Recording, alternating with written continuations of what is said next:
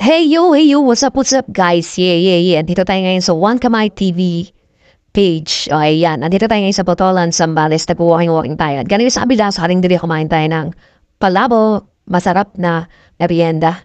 So yan, nag-walking tayo. Tapos tuwid tayong kalsada. Pag tuwid natin, makikita natin ngayon yung Santa Monica Church. Yan.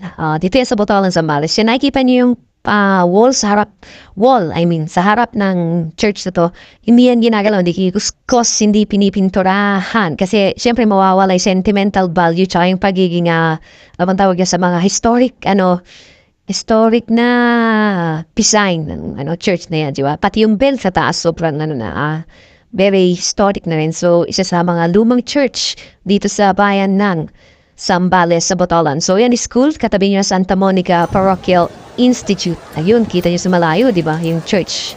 Yung bakit nga pa ang daming sasakyan dito? Teka, wait lang.